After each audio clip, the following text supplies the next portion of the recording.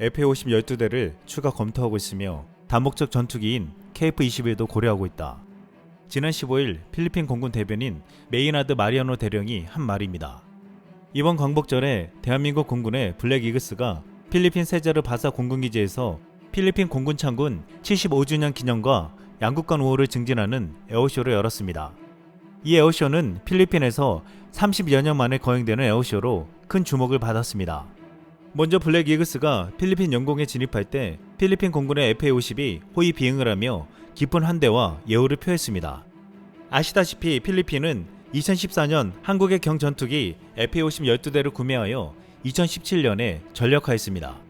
놀라운 것은 전력화하자마자 마라이 전투에 투입했는데 놀라운 성능으로 믿기지 않는 위력을 보여줬습니다. 이때부터 필리핀 공군은 한국산 경전투기 FA-50을 필리핀 공군의 게임 체인저라고 하면서 극찬하기 시작했습니다. 한국항공우주 카이는 한국산 전투기에 대한 신뢰가 두터운 필리핀에게 업그레이드된 FA-50을 제안했다고 했습니다.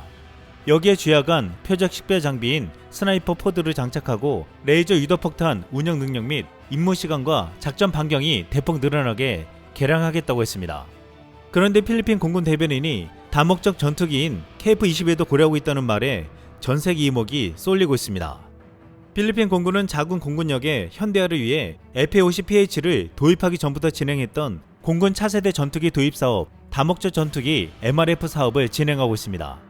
필리핀은 최근 남중국해 영유권을 놓고 중국과 첨예한 갈등을 빚고 있고 남부 지역을 중심으로 활동하는 이슬람 반군과의 무장 충돌까지 벌어지고 있습니다. 이 때문에 현재 보유한 FA-50의 성능도 좋지만 필리핀의 광활한 배타적 경제수역 방위를 위해선 한층 강력한 전투기가 필요하다고 보고 있습니다. 또한 FA-50은 본질적으로 제트 훈련기인 만큼 항속거리, 무장 능력 등에서 정규 전투기에 비해선 성능 차이가 있다고 판단해 추가로 전투기를 사들이겠다고 한 것입니다. 그래서 필리핀은 현재 약 610억 페소, 한월에 약 1조 4,274억 원의 예산을 투입해 차세대 전투기 총 12대를 도입하는 사업을 추진했습니다. 이 사업의 최종 후보에 미국의 F-16V와 스웨덴의 JS-39 그리펜이 올라와 경쟁했는데 원래는 작년 12월까지 최종 기종을 선정하기로 했습니다. 하지만 예산 부족 등을 이유로 현재까지도 MRF 사업의 최종 선정이 미뤄져서 일정이 연기되고 있습니다. 필리핀 공군은 당초 F-16을 낙점하고 있었는데 록히드 마틴은 순수 기체 비용으로 필리핀의 총 사업비보다 3,500억 원을 높게 요구했습니다. 또한 도입 시기도 필리핀의 일정을 맞출 수 없다고 했습니다. 그러자 스웨덴의 사부사가 그리핀 12기에 2기를 더해 14기를 록히드 마틴보다 2천억 싸게 해주고 계약만 성사되면 2022년부터 기체를 인도해준다는 파격적인 조건을 제시했습니다. 그러자 이에 질세라 록히드 마틴과 미 공군은 본토에서 사용 중인 F-16을 개조해 긴급 조달해서 기체 비용의 다른 제반 사업 비용을 깎아주겠다고 했습니다. 그런데 이렇게 치열한 경쟁 중에 갑자기 한국이 등장했습니다. 한국은 그리펜 14대를 도입하는 가격으로 FA-50 개량형 블록 20 24대를 제공하겠다고 제안했다는 것입니다. 그런데 이번에 필리핀 공군의 발표에 미국과 스웨덴은 더욱 놀랐습니다.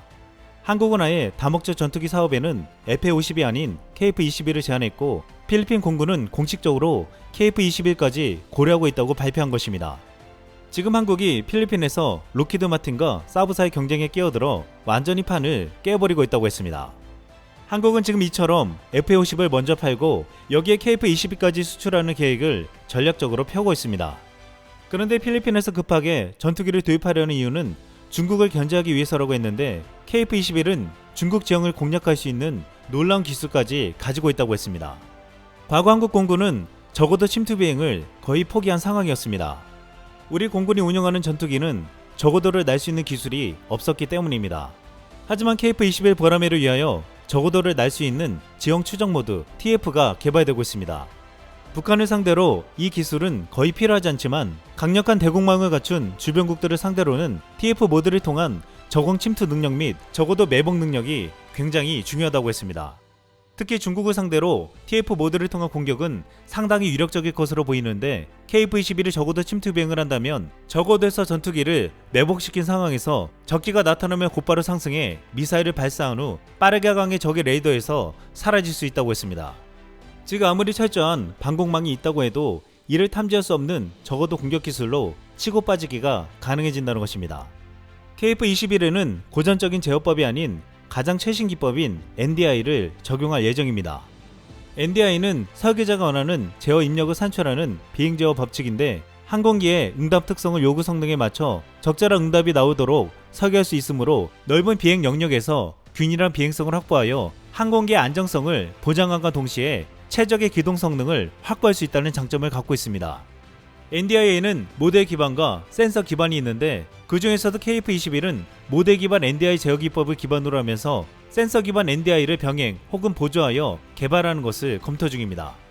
이 제어 장치를 달면 F-35 이외에 모델 기반 NDI를 적용하는 세계 두 번째 전투기이자 센서 기반 NDI를 적용하는 세계 최초 항공기가 되는 것입니다. 이미 KF-21을 위해 개발되고 있는 자동 조정과 자동 지형 추적 및 충돌 회피 장치는 T-50으로 검증을 마쳤다고 했습니다. 이 기술은 산악에서 저고도로 비행할 때 좌표만 입력하면 KF-21이 산의 고도와 전투기 속도 등을 계산해 충돌을 회피하면서 목적지까지 비행할 수 있게 해준다고 했습니다. 일각에서는 지금 KF-21 비행 제어 개발에 최신 제어 기법, 비행 모드들을 다 때려놓고 있는 중이라고 말하고 있습니다. 또한 최근 한국에서 새롭게 개발한다는 스텔스 무인 편대기 소식에 관심이 집중되고 있습니다. 앞으로 KF-21에 이 놀라운 윙맨까지 추가되면 무적이 된다는 것입니다. 위인 전투기와 함께 운영되는 드론은 로얄 윙맨으로 불리고 있는데 윙맨은 전투기 편대에서 윙기 한 대를 3-4대가 지원 및 호위하는 역할을 수행하는 동시에 감시 정찰, 전자파 교란, 정밀 타격 등 독자적인 자율 임무도 수행하게 됩니다. 16일 대한항공이 국방과학연구소에 저피탐 무인 편대기 개발 과제에 우선 협상 대상자로 선정되었다고 했습니다. 저피탐은 레이더 탐지를 어렵게 하는 스텔스 기술로 대한항공은 이미 무인 전투기 가오리 X를 2014년에 개발했습니다. 이번에 국방과학연구소와 대한항공이 만들고자 하는 것은 가오리 X2로 가오리 X2는 단독으로 폭격이 가능한 공격형 무인 전투기입니다.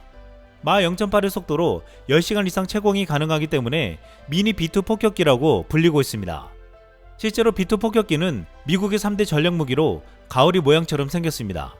기존의 전략 폭격기에 스텔스 기능이 추가돼 레이더로 보면 작은 새 크기에 불과해 식별이 불가능한데 호위 전투기 없이 단독 작전 수행이 가능하기 때문에 굉장히 위력적이라고 했습니다. 국방과학연구소는 지난해 11월부터 무인 편대기 기술 개발에 착수해 현재 기본 설계를 마쳤고 대한항공은 국방과학연구소와 상세 설계를 함께 진행한다고 했습니다. 이번에 국방과학연구소와 대한항공은 880억 원의 예산을 투입해 2025년까지 개발할 예정으로 알려졌습니다. 여기에 완제 터보팬 엔진이 탑재되는데 엔진 사용 수명이 기존 20시간에서 무려 1000시간으로 향상되며 추력도 8000lbs에 달해 시점 배치가 가능해진다고 했습니다. 가오리 X2는 기존 가오리 X의 날개폭 7m에서 15m로 늘어났고 스텔스 성능을 위해서 RAM과 RAS 이외에 나노 공획 구조 스텔스 소재를 사용하면서도 내장형 웨폰 베이를 갖추어 본격적인 무장 투하까지 가능해진다고 했습니다. KF-21은 이 같은 가오리 X2와 함께한다면 더욱더 놀라운 위력을 발휘할 것으로 보이고 있습니다. 중국은 지난 2016년 스텔스기를 탐지할 수 있는 양자 레이더를 개발했다고 발표하면서 스텔스기를 무용지물로 만들었다고 자랑했습니다. 하지만 과학자들은 이 레이더가 극히 낮은 온도에서만 작동할 수 있기 때문에 스텔스기가 아니라 이 레이더가 무용지물이라고 비판했습니다.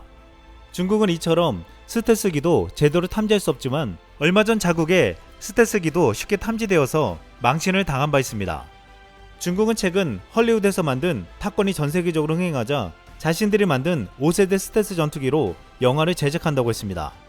글로벌 타임즈는 영화는 중국 최신 전투기들의 힘과 속도를 보여줄 뿐만 아니라 당대 인민해방군 공군을 대표하는 시험비행 파일럿들의 일과 삶을 보여줄 것이라고 전했습니다. 이 영화의 제목은 하늘의 왕이라고 했는데 국내 네티즌들은 우열을 가릴 수 없는 놀라운 이름을 2개나 지어줬습니다. 짭건, 짱건. 이상 쓸망이었습니다.